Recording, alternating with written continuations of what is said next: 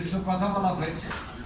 এই বিচার বিভাগের কাজ সম্পর্কে বলতে গিয়ে আমরা ন্যায় বিচার, আইনের ব্যাখ্যা, মৌলিক অধিকার, আইনের শাসন প্রতিষ্ঠা, এই কতগুলো গুরুত্বপূর্ণ কাজ হলো বিচার বিভাগের। এবং যখন কোনো আইন নিয়ে সংঘাত, কন্ট্রাডিকশন তৈরি হয়, কনফিউশন তৈরি হয়, যেটা সংবিধানে উল্লেখ নেই, ঠিক এই সময়ে গুরুত্বপূর্ণ ব্যাখ্যা প্রদান করে থাকেন বাংলাদেশের সর্বোচ্চ আদালত সুপ্রিম কোর্ট। অতীতে বহু নজির আছে। সুতরাং supreme court is the guardian of the constitution, এবং একই সাথে সুপ্রিম কোর্ট হলো বাংলাদেশের জনগণের অভিভাবক। এই যে সুপ্রিম কোর্টের অবস্থানটি জুডিশিয়ারিতে আছে, এই অবস্থানটাকে টিকে রাখার জন্য দরকার ছিল বিচার বিভাগের স্বাধীনতা। আজকে 55 বছর যাবৎ বাংলাদেশের যত গণতান্ত্রিক আন্দোলন হয়েছে এবং 47 সালের পর 70 সাল পর্যন্ত যত গণতান্ত্রিক আন্দোলন হয়েছে, সকল গণতান্ত্রিক আন্দোলন, সকল রাজনৈতিক দল এবং রাজনৈতিক আন্দোলনের লক্ষ্যে গঠিত জোট এবং গঠিত কমিটি সবার একটি অন্যতম দাবি ছিল বিচার বিভাগকে প্রশাসন থেকে আলাদা করা হবে এবং জুডিশিয়ারিকে স্বাধীনতা দেওয়া। কিন্তু আজকে এত বছর পরে 55 বছরে বাংলাদেশের বিচার বিভাগের স্বাধীনতা আমরা পাইনি। এই স্বাধীনতা মূল বৈশিষ্ট্যগুলো সেখানে আমি এখানে উল্লেখ করেছি। সেই সাথে আইনজীবীদের, যেহেতু আইনজীবীদের বাজেট ভাবনা, আইনজীবীদের দায়িত্ব কি সেই কথাগুলো এখানে আসছে। প্রফেশনালি একজন লয়ার সততা, দক্ষতা এবং তার নীতি ন্যায়ের মাধ্যমে বিচার প্রার্থীকে আইনি সহায়তা দিয়ে থাকেন এবং বিচার বিভাগের সম্মান অক্ষুণ্ণ রাখেন। সেই সাথে মক্কেলের সাথে কথোপকথন ডায়লগে তিনি তার কনফিডেন্সিয়ালিটি যেটা আছে সেটা তিনি গোপন রাখেন, আর নথিপত্র সংরক্ষণ করার ক্ষেত্রে ভূমিকা রাখেন। এই ক্ষেত্রেও সরকারের সহযোগিতা দরকার। অর্থাৎ আইনজীবীদের প্রফেশনাল দায়িত্ব পালন করতে গেলেও সরকারের বরাদ্দ যদি না থাকে, আজকের ডিজিটাইজেশনের যে যুগ, এই যুগে যথার্থভাবে বিচার প্রক্রিয়ায় আইনজীবীগণ অংশগ্রহণ করতে পারবেন না। তার একটি সংক্ষিপ্ত বক্তব্য এখানে দেওয়া হয়েছে। বিচার বিভাগের পৃথকীকরণ সম্পর্কে মাত্র একটি মন্তব্য করেছি আমি এখানে, কারণ অন্তর্বর্তী সরকার একটি সিদ্ধান্ত নিয়েছিল 2025 সালের 30 নভেম্বর। এই সিদ্ধান্তটি তারা আইন আকারে আমাদের সামনে, জাতির সামনে উপস্থাপন করেছে। আমাদের প্রধান অতিথি মাননীয় বিচারপতি শহীদুল ইসলাম সাহেব এসেছেন, ওনাকে স্টেজে আসন গ্রহণ করার জন্য জাস্টিস শহীদুল ইসলাম।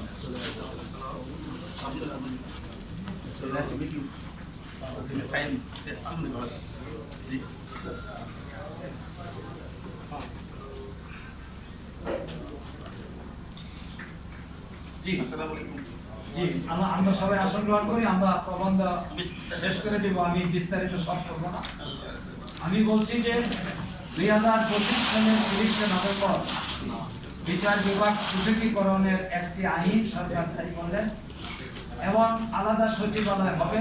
যথারীতি মাননীয় প্রধান বিচারপতি একটি উদ্বোধন অথবা ভিত্তিপ্রস্তর স্থাপনের মাধ্যমে একটি মাইল ফলক সুপ্রিম কোর্টে স্থাপন করবেন।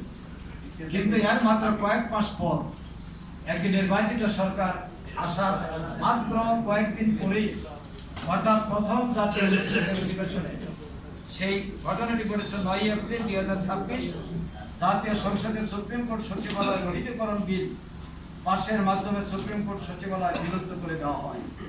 ফলে বিচার বিভাগ পৃথকীকরণের যে আলো জাতি 55 বছর পর দেখেছিল, সেই আলো আবার নির্বাচিত হয়ে বিচার আঙ্গনে পৃথকীকরণের ক্ষেত্রে একটি অন্ধকার নেমে এসেছে। জানি না এই অন্ধকার কবে দূরীভূত হবে। আমরা যাতে অন্ধকার দূরীভূত হয়, আইনজীবীদের পক্ষ থেকে বাজেটের পূর্বে এই ধরনের একটি প্রস্তাবনা নিয়ে আসছি। এটা হলো মূলত বিচার বিভাগ পৃথকীকরণ হলেই কেবলমাত্র বাজেটের দরকার। আইনজীবীদের বাজেট ভাবনার সাথে প্রচ্ছন্নভাবে বিচার বিভাগ পৃথকীকরণের একটি দাবিও সাথে সাথে এখানে এসে যাচ্ছে। সঙ্গত কারণে বাজেটের সাথে বিচার বিভাগের অবস্থা কি আমরা চাচ্ছি, সেই বক্তব্যটি আমরা এখানে তুলে ধরছি। আমরা এই জায়গায় 11টি পয়েন্টে আমাদের বক্তব্য আছে, আমরা উপস্থাপন করেছি। আপনারা এর উপর ভিত্তি করে আলোচনা করবেন। পরবর্তীতে সকলের বক্তব্যকে সামনে রেখে একটি কনসাইজ স্টেটমেন্ট আকারে এটা আমরা আইন মন্ত্রণালয় সহ সংশ্লিষ্ট দপ্তরে এটা পাঠানোর চেষ্টা করব। এবং বাজেটে যেন আলোচনা হয় এই মর্মে পেপার সেখানে সাবমিট করা হবে। প্রথমে আমরা বলেছি পৃথক বিচার বিভাগীয় বাজেট দরকার। কেন দরকার তার একটা ব্যাখ্যা এখানে দেওয়া হয়েছে। বিচার বিভাগীয় আইন মন্ত্রণালয়ের একটি উপখাত হিসাবে দেখানো হচ্ছে। বর্তমানে বিচার বিভাগের বাজেটটা হচ্ছে আইন মন্ত্রণালয়ের একটি উপখাত হিসাবে। যে বিচার বিভাগ আর্থিক কারণে আইন মন্ত্রণালয়ের অধীনে থাকে সেই বিচার বিভাগ কোনো অবস্থাতেই স্বাধীনভাবে বিচার কাজ করতে পারে। এই জন্য আমাদের প্রথম বক্তব্যই হচ্ছে বিচার বিভাগীয় পৃথক একটা বাজেট করতে হবে। এবং এই ক্ষেত্রে একটা পরামর্শ আছে, সুপ্রিম কোর্টের ব্যয় নিয়ন্ত্রণে একটি বিশেষ বিচার বিভাগীয় বাজেট তৈরি করার মাধ্যমে এটা বাস্তবায়ন করা।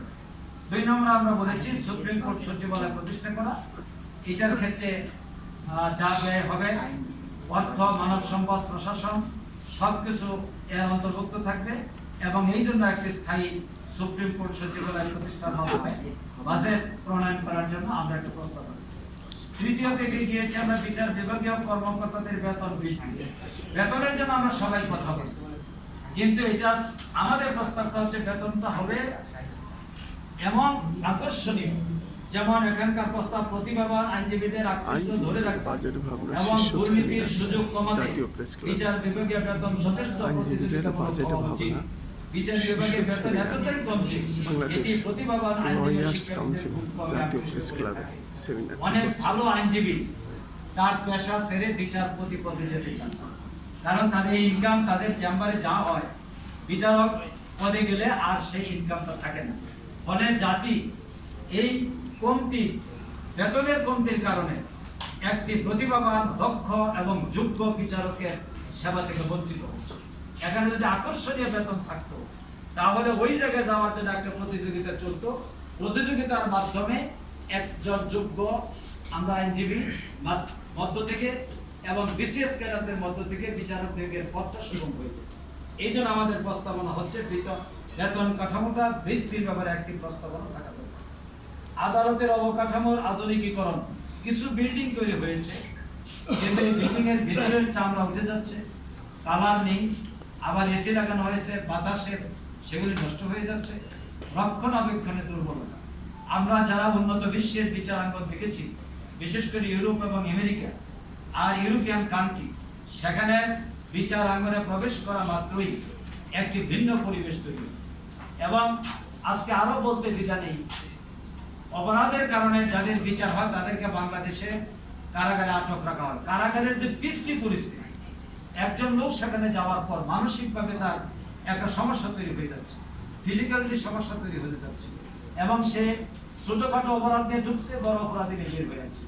এইটা পৃথিবীর কোনো দেশে দেখবেন আপনারা। আমরা যদি যুক্তরাজ্যে যাই, ইউরোপে যাই, দেখবো সেখানকার জেলখানাগুলো এক একটা জেলখানা মনে হবে রেসিডেন্সিয়াল একটা এরিয়া, কারণ সেখানে মানসিক পরিচর্যা দেওয়া হয়, তাকে তার দুর্বলতা দূর করার জন্য ভূমিকা রাখা হয়।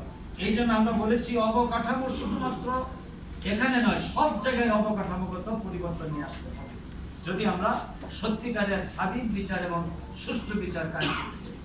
5 নম্বরে আমরা বলেছি বিচার বিভাগীয় প্রশিক্ষণে বিনিয়োগ করতে হবে। আমাদের দেশে 2016 সালে যখন সংবিধানের নিয়ে আলোচনা শুরু হলো, 1600 সংবিধানে নিয়ে যখন একটা বিতর্কের তৈরি হয়, এই সময় আপনারা দেখেছেন যে জাস্টিসদের প্রশিক্ষণ, বিচার বিভাগীয় প্রশিক্ষণের জন্য বাইরে থেকে একটি নির্দিষ্ট এলাকা থেকে লোক আনার ব্যাপারে একটি প্রস্তাব আওয়ামী লীগ সরকার উপস্থাপন করেছে। আমাদের দেশে অতীতে বিচারাঙ্গনে ঐতিহাসিক ভূমিকা রেখেছেন এমন বিচারকগণ এখনো জীবিত আছেন এবং তাদের এক একটি ল্যান্ডমার্ক জাজমেন্ট গোটা জাতিকে জাগ্রত করে ফেলেছে। এদের মাধ্যমে প্রশিক্ষণ এবং এই প্রশিক্ষণের ক্ষেত্রে আমরা বলছি যে বাণিজ্যিক আইন, সাংবিধানিক আইন, প্রযুক্তি, আন্তর্জাতিক আইন এবং মামলা ব্যবস্থাপনার উপর অনেক বেশি প্রশিক্ষণের দরকার। এই প্রশিক্ষণ দেওয়ার জন্য একটা বিনিয়োগ সরকারের পক্ষ থেকে আসা উচিত। আজকে পার্লামেন্টের অধিবেশনকে সামনে রেখে বিভিন্ন প্রতিষ্ঠান বাংলাদেশের জাতীয় সংসদের সিনিয়র সদস্যদের নতুন সদস্যদেরকে আরো এলিভেট করার জন্য প্রশিক্ষণ দিচ্ছে। গতকালকে হয়েছে, আজকেও হচ্ছে, আগামী 2 দিন ব্যাপী হবে। কিন্তু আমরা যে আদালতে মানুষের ভাগ্য নিয়ে লড়াই করি, সেখানে আমাদের প্রশিক্ষণের কমতি এত বেশি যে এটা বলা বাহুল্য, এটা উল্লেখ করা যায় না। আইনজীবীগণ সিনিয়রের কাছে গিয়ে কিছু শিখেন, আমরা চাচ্ছি এখানে এমন একটা বিনিয়োগ থাকবে যে বিনিয়োগের মাধ্যমে আইনজীবীগণ যেমন শিখবেন, সিনিয়ররা শিখবেন, প্রযুক্তির সাপোর্ট তারা পাবে। এই জন্য বিনিয়োগ দরকার। এই বাজেটে এই ধরনের কোনো উদ্যোগ আমরা দেখতে পাই নাই। বিভিন্ন মিডিয়া যেগুলি আসছে, আমরা আমাদের এই বাজেট ভাবনায় এই প্রস্তাবনাটা সরকারের কাছে রাখছি। এরপর আসছে আদালতের নথি এবং মামলা ব্যবস্থাপনাকে ডিজিটাইজ করা। বাংলাদেশের নথি, আমার অভিজ্ঞতা হলো 2024 সালে স্বৈরাচারের আমলের একটি মামলা, এই মামলা আমরা পেন্ডিং ছিল। এই মামলা নথির জন্য যখন সুপ্রিম কোর্টে দৌড়াদৌড়ি শুরু হয়েছে, নথি খুঁজে পাওয়া হয়েছে। অনেক কষ্টের পর বিভিন্ন জায়গা থেকে এগুলি উদ্ধার করা হয়েছে। আজকে যদি এটা ডিজিটাইজ থাকতো, তাহলে কম্পিউটারাইজড স্ক্যানিং এর মাধ্যমে গোটা সিস্টেমটাই অন্তর্ভুক্ত হতো। আমরা এটা আরো উন্নত ব্যবস্থাপনা আনার জন্য একটি বাজেট যেন থাকে, সেই ব্যাপারে আমরা উল্লেখ করি।